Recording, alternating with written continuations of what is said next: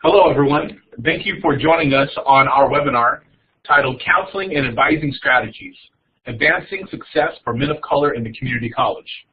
My name is Luke Wood, and I'm a faculty member at San Diego State University and co-director of the Minority Male Community College Collaborative, M2C3. I'm joined today by my colleague, Dr. Frank Harris, who is also a faculty member in our Community College Leadership Program and co-director of M2C3. Also joining us today is Sua Zhang. Sua is a doctoral student in our PhD program whose research focuses on Southeast Asian students in community colleges, and Sua also has a background as a counselor at a community college. We'd also like to recognize our partners, the Community College League of California, who is partnering with us on this webinar as well as several others that we will be doing in the future. We thank them for their support in bringing added visibility to this project. For those of you who are engaged on social media, we will be monitoring our Twitter feed throughout this webinar. If you use the hashtag M2C3, and then you can see the Twitter handles for M2C3 as well as our respective Twitter handles. We encourage you to pose questions and comments there, and we will help to engage with you in this space both during and after the webinar. We hope that for those of you who are meeting and listening to this webinar in group, that you will take group pictures and post those pictures on Twitter so that folks can see the virtual community who is participating in this webinar with us today. A little bit about us. We started M2C3 in 2011 to partner with community colleges to build their capacity to facilitate success for men who have been historically underrepresented and underserved in education. For us, this focus has predominantly been on men of color in the community college, particularly Black, Latino, Southeast Asian, and Native American men. The work that we do is primarily focused on needs assessment. We provide a lot of needs assessment to support to community colleges. We have several instruments that we've created that are useful in better understanding what factors are affecting the success of these men. One of those includes the Community College Survey of Men, which is a needs assessment tool designed for students to complete. We also have the Community College Student Success Inventory, which is an institutional self-assessment tool. We actually had our last webinar focused on this topic, and if you haven't had a chance, please go and check out that webinar, and we can send you this tool for use free of charge. We've also developed qualitative tools that help us do this work, including the Community College Insights Protocol that's designed for focus groups. We work with colleges in professional development around men of color and also host our webinar series, which you are participating in now, with this webinar on counseling and advising strategies. In addition to that, we have other items that we are engaged in terms of scholarly production. We have books and resources that we've created to help community colleges in doing this work, as well as a consortium. In terms of our book projects, we now have available our book, Teaching Men of Color in the Community College, a guidebook. This book is created based upon content presented in our webinar on teaching and learning, as well as some additional insights that we've gleaned from the literature base on men of color in community colleges and insights from subject matter experts who have a successful track record of working with men of color in the community college. This book is available in both print form and an ebook, and if you go to the link on the top left-hand side of your screen, you'll be able to be redirected where you can get information on the book and look at purchasing that. We believe this book is critical for advancing success in the classroom based upon the teaching and learning strategies that are presented, and we hope that you will look to it as a guide for your work. In addition, we are very excited to announce that today is the unveiling of our consortium, the National Consortium on College Men of Color, or what we refer to as the M2C3 Consortium. The M2C3 Consortium is designed for community colleges that are interested in sharing their efforts and learning about new strategies for enhancing the success of men of color in the community college. The consortium partners will receive access to our M2C3 webinars on men of color. We'll have separate standalone information sharing sessions on promising practices where community college leaders who are doing critical work in the field will be able to come and share the insights that they've learned, the strategies that they've employed, and the barriers that they've overcome and share that information with other community colleges. We hope this will contribute to a virtual community that will continue to advance success for these men. In addition, we also will be unveiling a virtual discussion board where colleges can pose and ask questions to us about our perspectives on how they can better address the achievement gap for these men, but also learn from one another on successful strategies that they're employing. The consortium will also host an annual working group meeting. Our first working group meeting will take place in July in San Diego, where it will be a working group, not a conference, not an institute.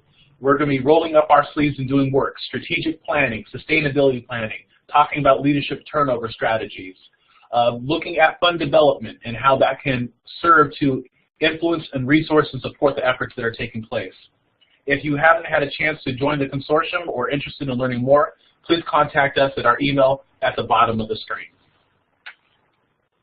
Now, for today's webinar, we're focused on, again, counseling and advising strategies for men of color in the community college. This work is motivated by the national challenge that is taking place in advancing success for men of color. On the slide here, you see national attainment rates for men of color, including those who attained a certificate, associate's degree, or transferred to a four-year college within 6 years. As you can see, those groups highlighted in red represent those groups who are underperforming in comparison to their male peers. And we believe that underperformance is a product that can be influenced when community colleges engage in equity-oriented practices to enhance success for these men. So on the slide, you'll see African American men, 32.1% will achieve their goals within a 6-year time frame. Latino men, Hispanic men at 30.2% in comparison to a larger percentage of men at 38% overall. Again, we are concerned with these groups, and this slide depicts some of the challenges that are currently being faced by community colleges around the country. Now, when we look at the data in general, we get one picture, but when we begin to look at within group differences, we start to see how some men, based upon their different backgrounds and their defining strategies in terms of how they engage in community colleges, have different outcomes. So overall, we see a 30.2% Latino male attainment rate. But when we start breaking it down by those folks and their time status, we see some key differences. For example, in that 6-year time frame, only 7.4% of Latino men will attain their degrees in comparison to 30.1% who are full-time students. We also see differences, as depicted upon this slide, by economic status, generation status in terms of whether they are the first or not the first in their family to go to college. But most importantly for this webinar, we've broken down those attainment rates by use of academic services. And specifically what we looked at is those students who met with an academic advisor during their first year of college. And we have attainment rates for those who met with those advisors never, sometimes, and often. For those that never did, only 27.5% attained their goals. However, those who met often, 45.7% of them attained their goals, thus demonstrating the importance of this topic today. However, too often, very few men actually do engage with advisors and counselors in community colleges. Based upon that same data source, we see that approximately 40 to 50% of men across the board are not meeting with advisors at all during their first year of college. For example, on this slide, you'll see that 53% of Hispanic or Latino men did not meet with an advisor during their first year of college. 50% of multi-ethnic men, men of more than one race, did not meet with an advisor during their first year of college. These are important data points to recognize and to think about strategies for engaging men in counseling and advising, but also improving the delivery of those services to them. Now, this webinar may present some strategies that you have heard of before, strategies that seem like, well, that's good common practice for any group. Well, we believe that based upon several key components, that the factors that we present here today, there's an enhanced need for counseling and advising based upon these factors for men of color. So specifically, male gender role socialization. We know that boys and men of color receive messages early on in their academic careers about what it looks like for them to engage in education. If you've visited our other website, other webinars before, you've heard us talk about how school can be socially constructed to be a female domain. Therefore, boys and men who engage may be perceived as acting like sissies or wusses, or in some way negating their own masculine identity. We know that help-seeking is a challenge for some men of color because they're socially encouraged not to do so, and by doing so, it can be perceived as them being weak or inferior. So we know that some of the strategies that we recommend here today are based upon the importance of recognizing male gender role socialization. And in addition, experiences with racism and stereotypes is also an important component to consider. We know that men of color report being perceived as thugs, unintelligent, academically inferior, and a lot of these perceptions of them are rooted in racial and gender stereotypes about these men. Environmental pressures. We know that men of color face extreme environmental pressures in their lives. Not all of them, but some of them. And when they do, there can be challenges in negotiating and balancing school in comparison to family obligations, work obligations, transportation concerns, and stressful life events that they may face in their lives. And the confluence of these factors can have an important effect on their success in school. In addition, we know that pre-K-12 experiences and preparation also have an influence on their success.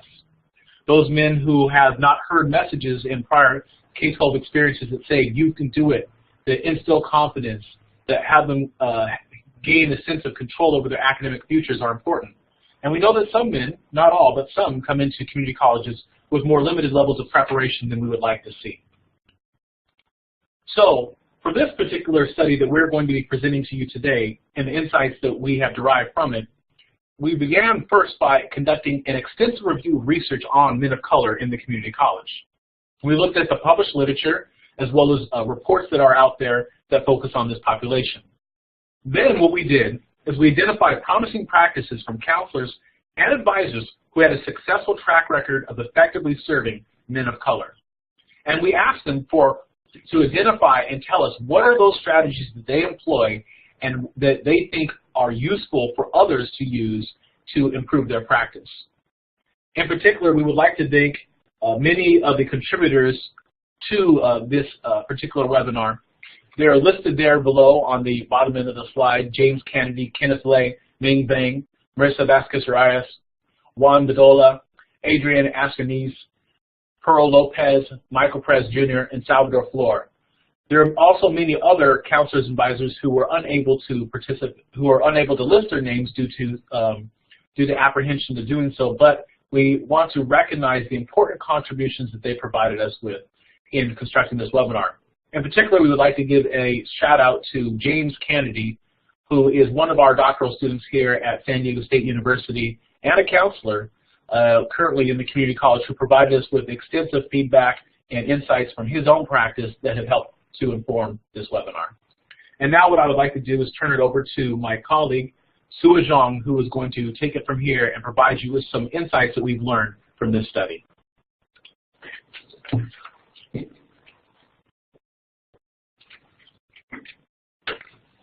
Thank you, Dr. Wood. Hello, everybody. This is Sue Zhang, and at this time, I will begin the presentation of the counseling and advising strategies that we received from this study. So the first one is, first, get to know men of color personally. So it is critical that counselors and advisors do not go directly into providing guidance to men of color. They should get to know these men more personally first. Asking students about themselves can be a very powerful tool to help build rapport, demonstrate care, and concern for the student. It is important to understand their background, listen to their story, and find value in their past experiences. For example, in some of the qualitative studies that we've done with men of color, many of them thanked us for talking with them. They share that no one has ever asked them about themselves and listening to them. As such, getting to know men of color first and genuinely interested in what they have to say can be very empowering to them. And one of the key areas for discussion, as you guys see on there, is to focus on the student's prior experiences in education. Questions such as the ones that you guys see on the screen can be a nice balance between personal and academic that can help break down some of the barriers.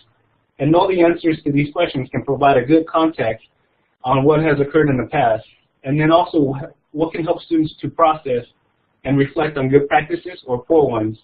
But what is most important is that questions can also can help to develop that sense of trust and rapport with students, or men of color in particular, that is critical. However, information should not solely be a one-way exchange, because some men of color are cautious when opening up about personal information. For instance, many Southeast Asian men will find it foreign to quickly disclose personal information.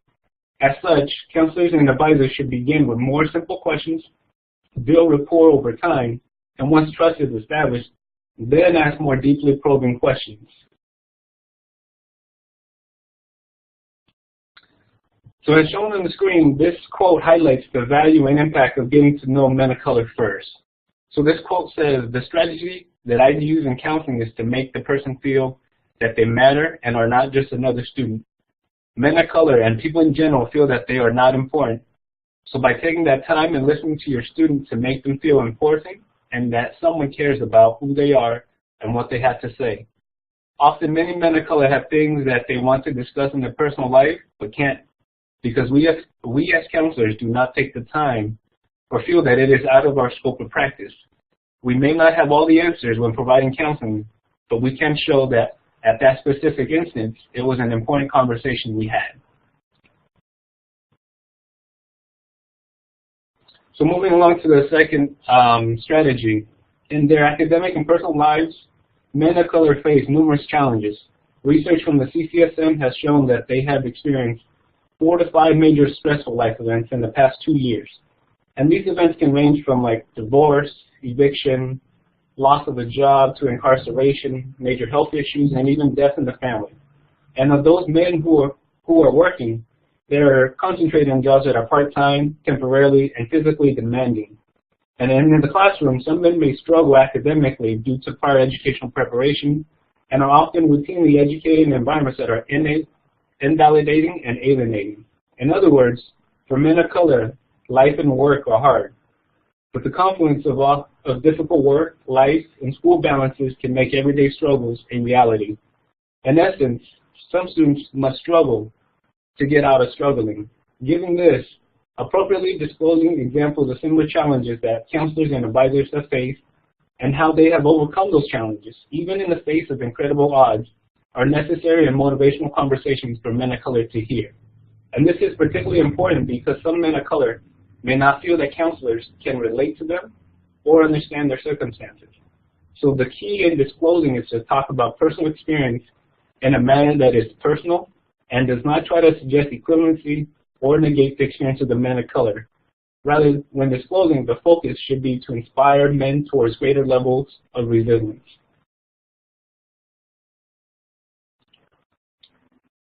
So now that we've talked about strategies of getting to know men of color personally first and appropriately disclosing similar experiences, the next strategy is on reinforcing men of color's knowledge of available resources and their benefits.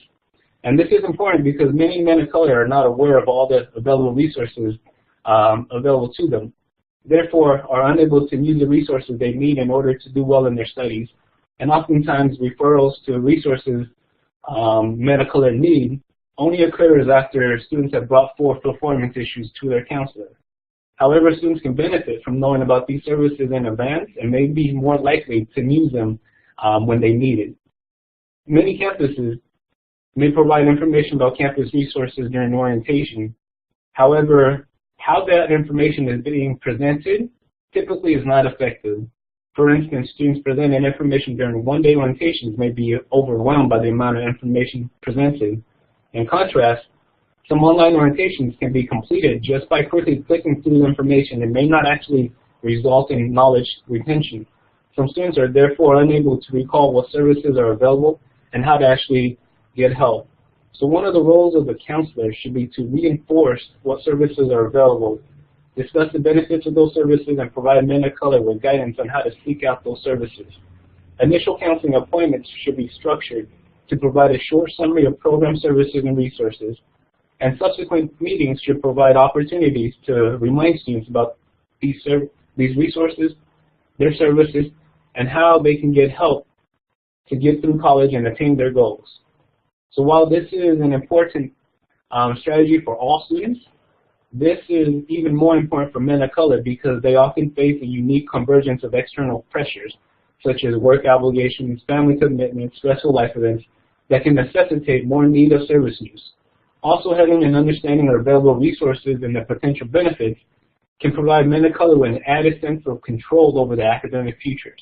Control over one's life and future is an integral component of masculine identity that has been shown to influence students' confidence, focus in school, and overall success.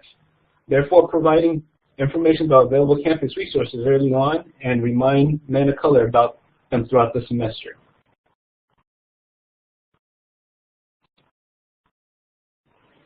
So now that we talked about the need to inform and remind men of color about available resources, the next step is to physically connect them to those resources. Because even when they are aware of campus resources and services, they may not use them.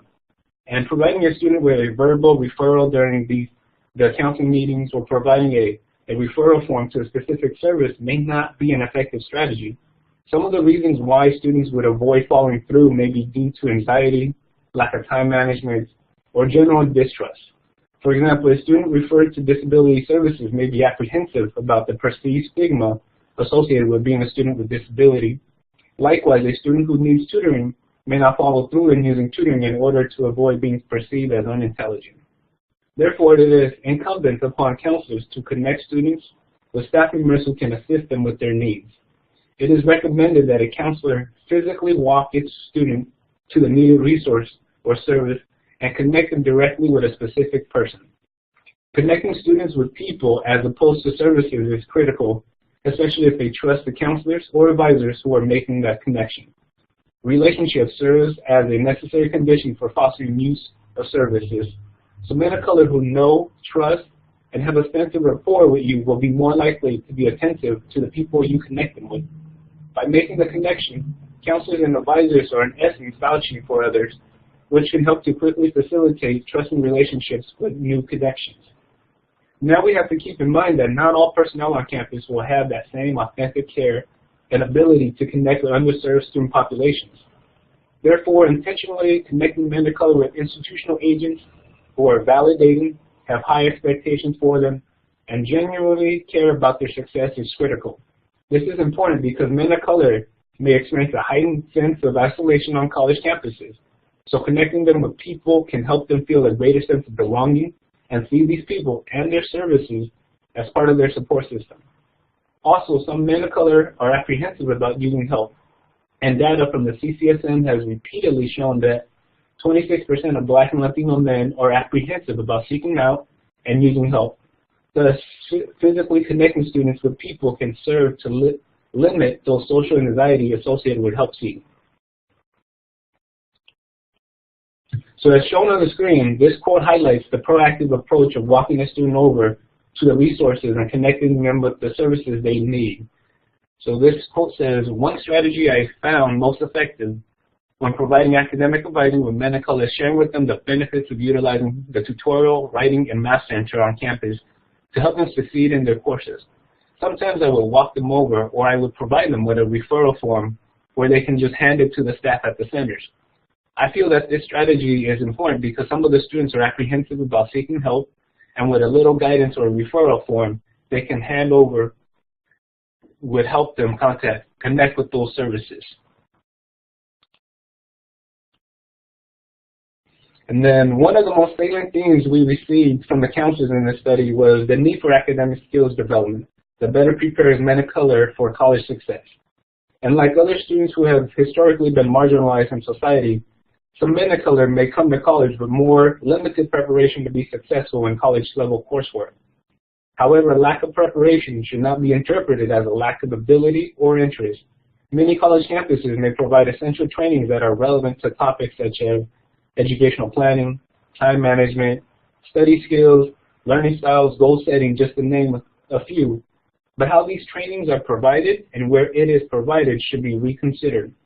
For instance, all campuses have some form of skill development opportunities for all students, yet these skills often do not translate into practice for men of color, and in reality, men of color rarely attend such trainings. So first, counselors and advisors should consider making these trainings more tangible to men of color, and that includes a mental health lens that honors students' socio-cultural backgrounds and foster healthy psychosocial outcomes, and identity dispositions. For instance, when you have trainings on how to interact with faculty, these trainings should address social anxieties that some students may have about seeking out help or extent stereotypes. Educational planning should take into account the role of students' communities and familial responsibilities, and this is particularly important for some Southeast Asian men who may have additional familial roles such as mediation, ritual oversight, decision-making, not just to their family but to their clan. Likewise, discussions regarding goal setting should instill confidence, empower students' feeling of control, and inspire them towards goals that they are authentically interested in. Second, academic skills development opportunities are often not met by men of color due to external obligations, work, transportation, and general availability. Instead of offering sessions that occur in locations that require students to come to the trainings offered should come to the students. Wherever students are, that is where the information should be provided. For example, places like the Student Center, student organization or club meetings, learning communities, or even the campus quad, places where you know where there will be a critical mass of students. Counseling and advisors can also consider partnering with teaching faculty to introduce themselves in core sections that are often taken by students. The opportunities that these spaces provide for connections with students should be strategically maximized. So when you are planning academic development workshops and other opportunities, consider efforts that target and reach men of color.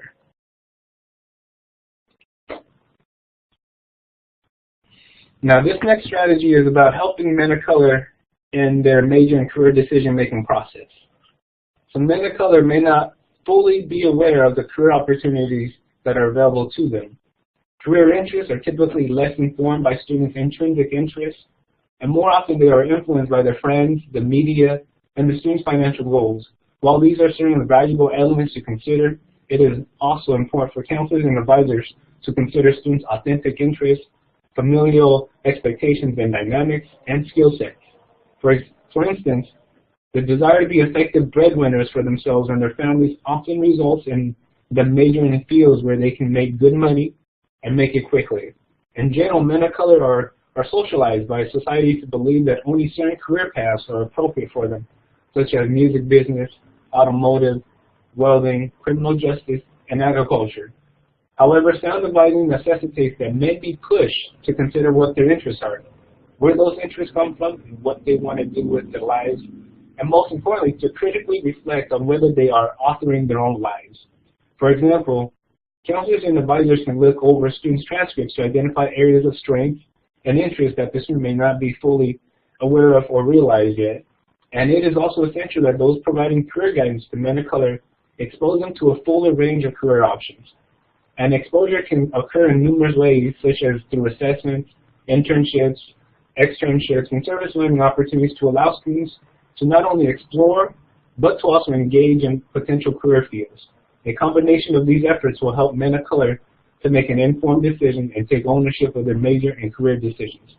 And then also one very important qualification to consider when working with men of color is that predominant development theories for defining one's purpose are very individualistic in nature and often ignores the familial and cultural context.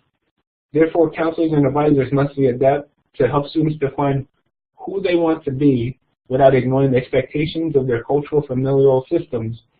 While this is important for all men, this approach is particularly important for Latino and Southeast Asian men. Following the previous strategy about helping men of color regarding major and career decision making, this next strategy is regarding tracking. And just like in previous levels of schooling, some men of color are tracked in the community college. And this may be due to stereotypes regarding men of color that suggest that they are academically inferior. Some campus professionals have responded by encouraging their participation in fields that they believe are appropriate for them. Sometimes those providing guidance to men of color recommend and place them in programs and career pathways that these men can more readily complete due to the external pressures that they are experiencing in their lives. However, these should not serve as delimiting factors for their major and career pathways. Oftentimes, men of color are concentrated in the applied and career technical education fields. Too often, men of color with degree goals are tracked into short-term certificate programs that may not align with their long-term goals for associate's degree attainment or transferring to a four-year college or university. If men of color are interested in any applied field and short-term programs are available, counselors and advisors must be intentional about encouraging coursework and planning that leads to stackable credentials. And what we mean by stackable credentials are programs that after completion can lead to degree opportunities such as advanced certificate programs, associate's degrees, and or transfer to receive bachelor's degree. So through transferable coursework from that initial program of study. And then unless counselors and advisors have a strong understanding of the student as a person holistically, their background, obligations, interests, aspirations, and goals, then they should be cautious about directing the student's future. Instead, their role should be to facilitate the decision-making process for students and provide students with all potential options and allow them to make a well-informed decision. Once a clear interest and decision is made by the student, then counselors and advisors can provide guidance on next steps and long-range planning. So instead of making the decisions for men of color, help facilitate that decision-making process and allow them to make that decision for themselves. So this quote highlights how some Southeast Asian men are often tracked into vocational training programs or are not made aware of other career options. And it says that Southeast Asian men need to be reaffirmed that they too can attain professional goals or careers. Many of these men are typically first-generation college students. Many will not know the difference between having a job versus having a career. Oftentimes, the counselor does not engage Southeast Asian men enough to discuss options that go beyond vocational training at a community college. They are not informed and made to consider the possibility of attaining something different other than vocational training.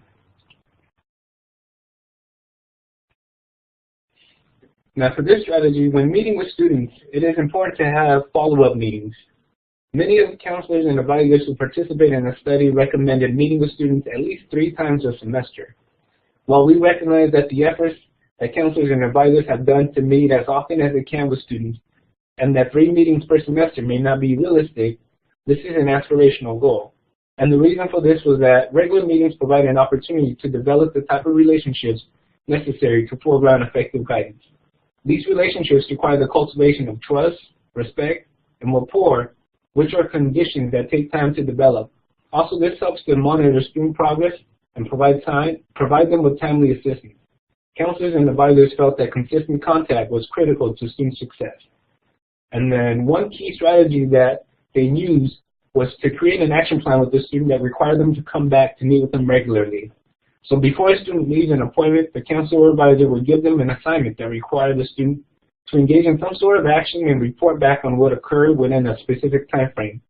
And these types of actions can be, but not limited to, having the students research careers, meet with specific faculty member, major exploration, investigate university transfer requirements, financial aid paperwork, course registration, updates to student educational plans, scholarships, and internship opportunities, just to name a few. But in addition, counselors and advisors can consider assigning academic progress reports that require students to bring the report back for review on their progress. Regardless of the specific plan of action, the key component here is to ensure that the students come back. And then at this time, I will transition to Dr. Frank Harris to discuss the rest of the findings regarding the strategies.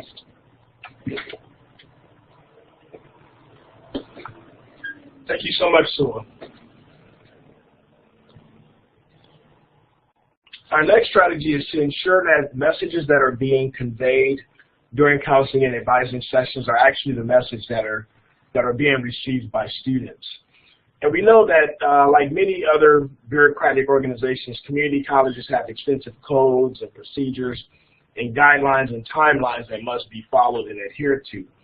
And unfortunately, these policies can be difficult to grasp, especially when changes are not communicated in a timely manner to counselors and then to students. And as a result, many students will rely upon other students for advice on where to go, who to ask, what to file, and what to submit. However, this process can result in greater levels of misinformation. Counselors and advisors have an extensive understanding of how to navigate organizational policies. Appointments and meetings with students serve as the primary site where this information is communicated in a personal, one-to-one context. However, the information presented in sessions can be overwhelming and even contextual.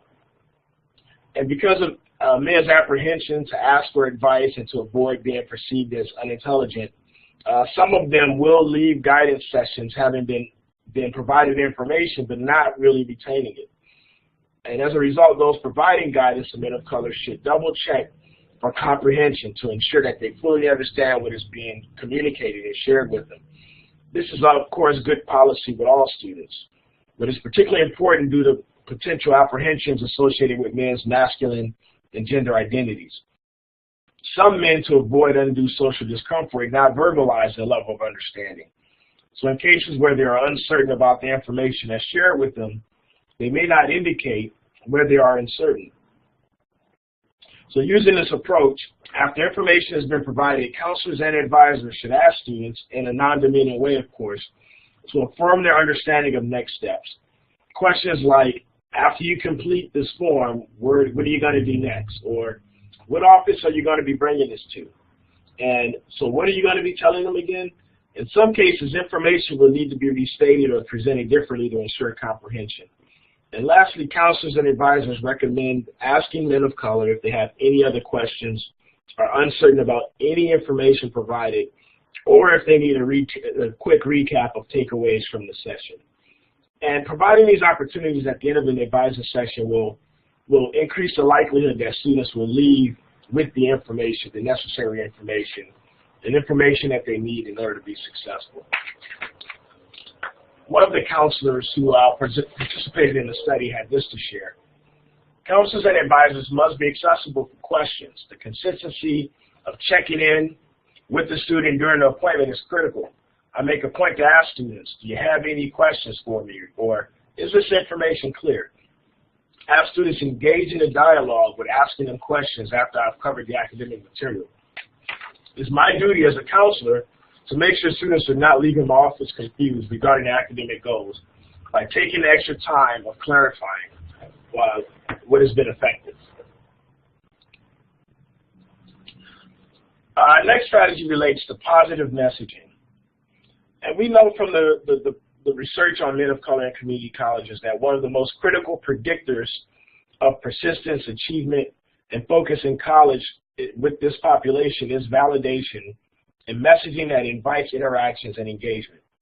Men of color who hear, you belong here, or you can do the work, or you can succeed, you have the ability to do well, you're intelligent, perform at a significantly higher level than those who do not hear these types of messages. And while messages must come from teaching faculty, they must also come from all individuals who provide guidance at the institution. And it's important that positive messages be conveyed to students beginning at the very first meeting. Counselors and advisors are among the very first campus representatives that students will meet.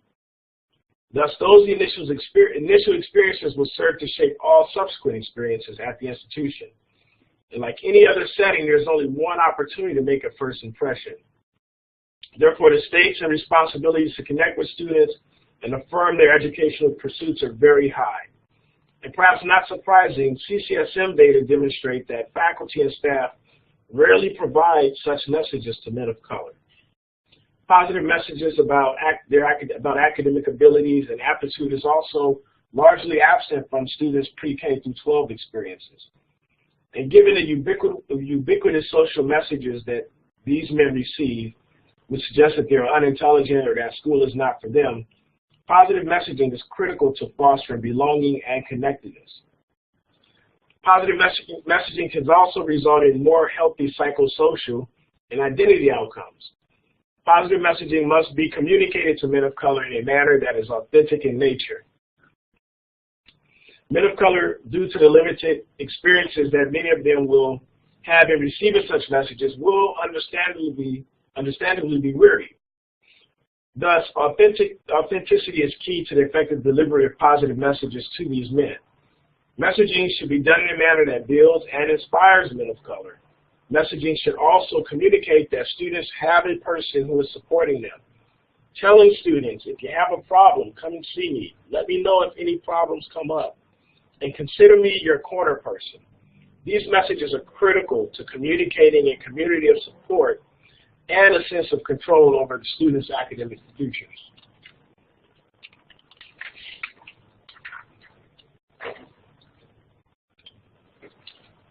Our next strategy relates to utilizing the high-touch approach.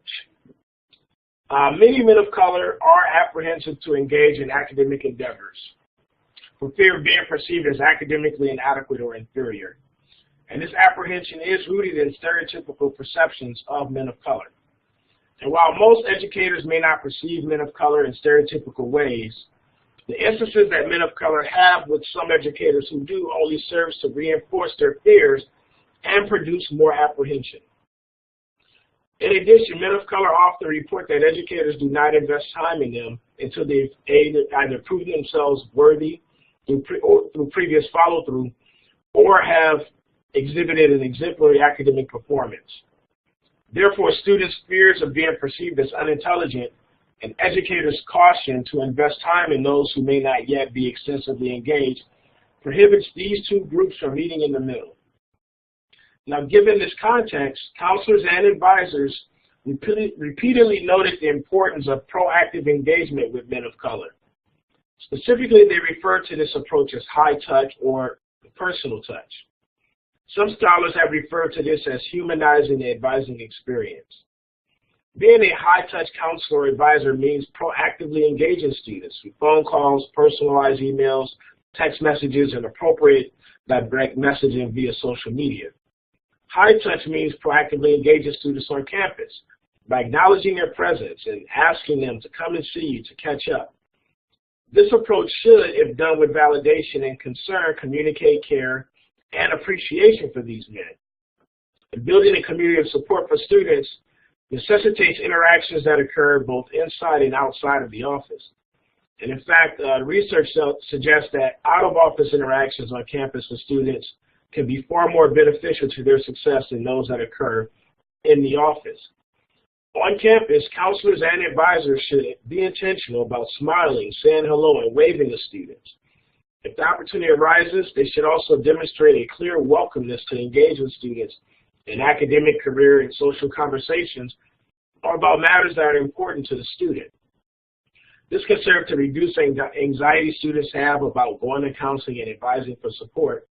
And in addition, those providing guidance to students should be actively engaged in the campus setting, perhaps serving as advisors for retention programs and clubs or leading service learning activities, or cultivating a community of emerging leaders.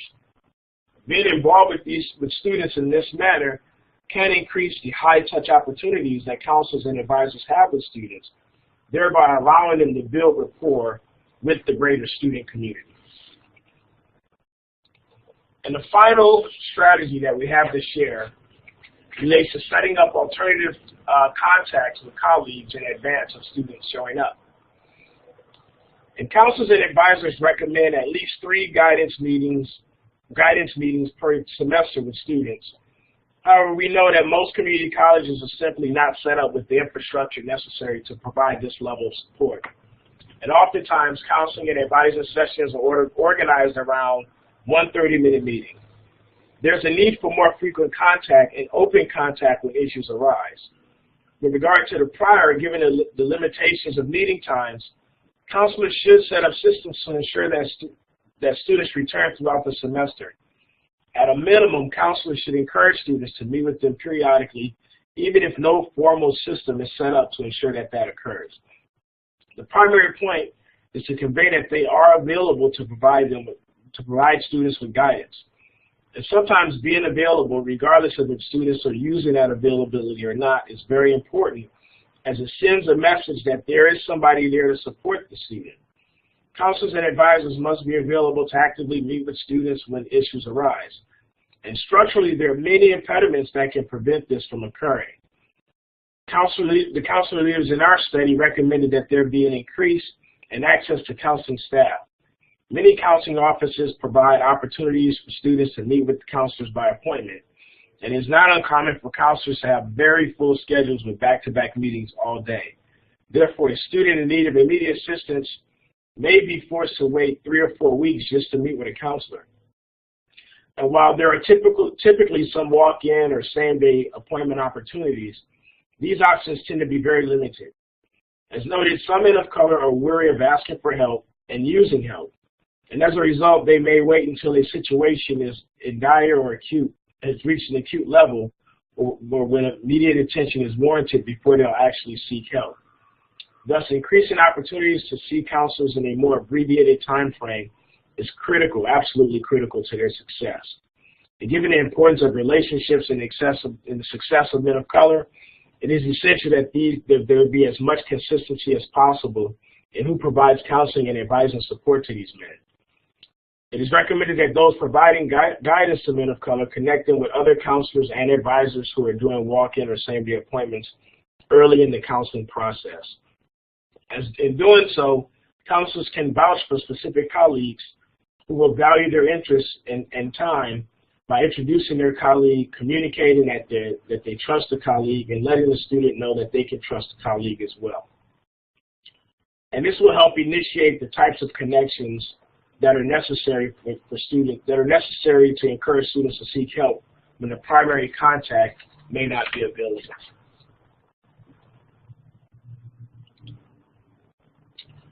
Now, with that being the final strategy, we like to transition by sharing some information about our next webinar and our upcoming topics in our webinar series.